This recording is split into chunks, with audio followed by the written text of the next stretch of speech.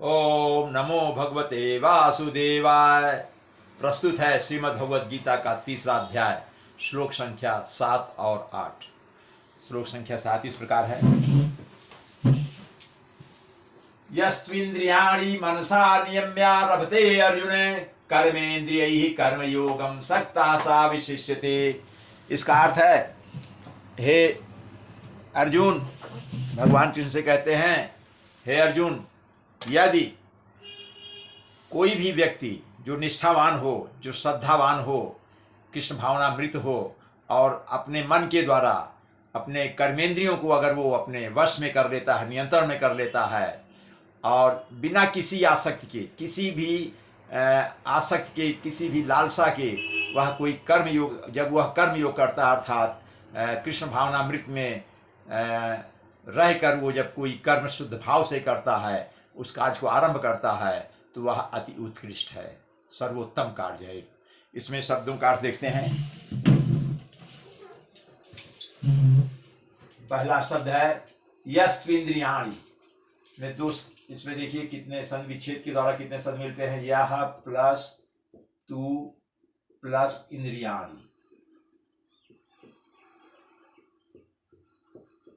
3 शब्द हैं।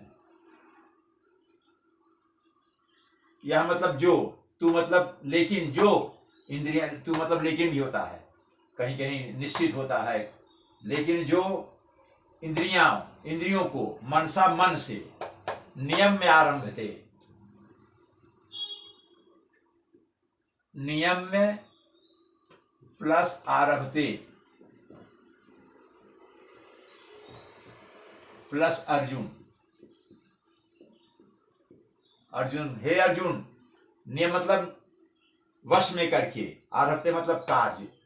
जब इंद्रियों को वश में करके जो व्यक्ति कार्य आरंभ करता है, कर्मेंद्रिय, कर्मेंद्रिय में 2 शब्द है, अभी पहले भी आया था, कर्म प्लस इंद्रिय,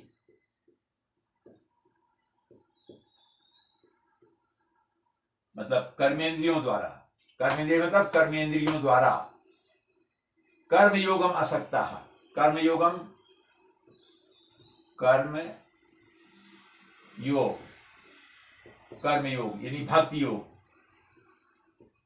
प्लस असक्ता,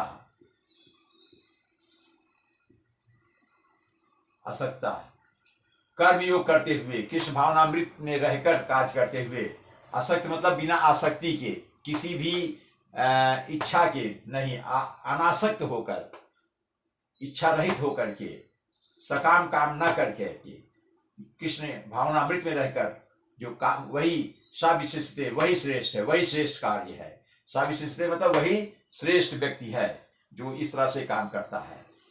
अगला श्लोक है, नियतम कुरु कर्म त्वं कर्म जायो ह्यकर्मणः शरीर यात्रा पे चाते ना प्रसिद्धेद कर्मणः।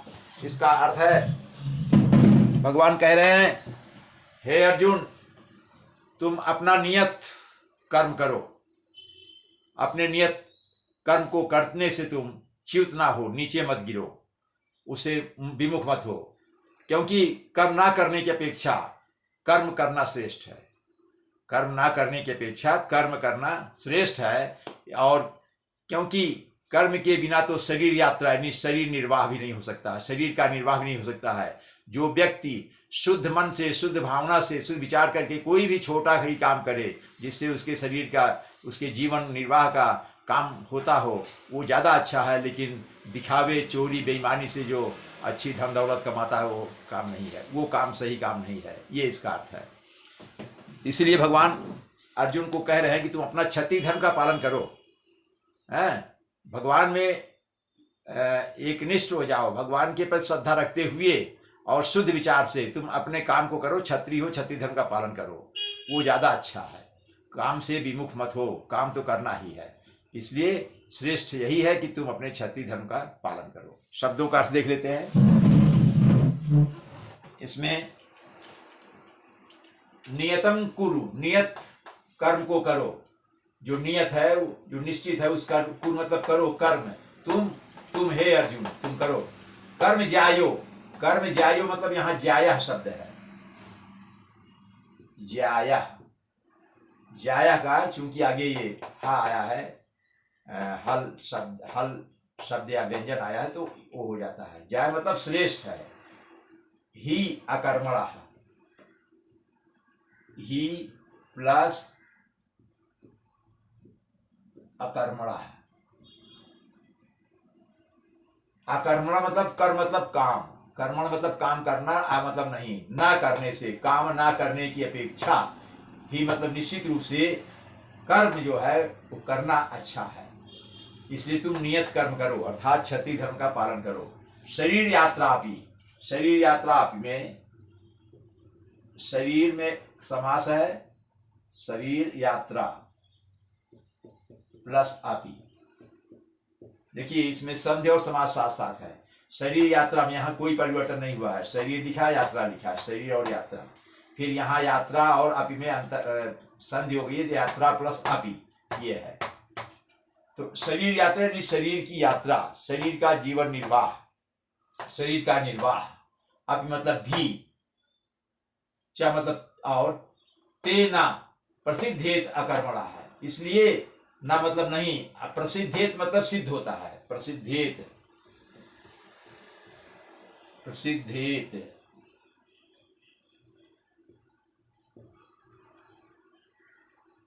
प्रसिद्धेत प्लस अकर्मणा।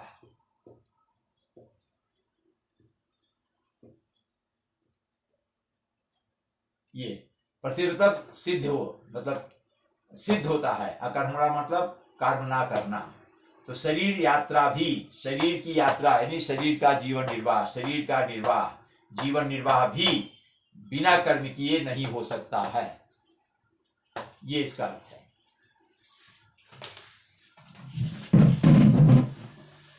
ओम नमो भगवते वासुदेवाय।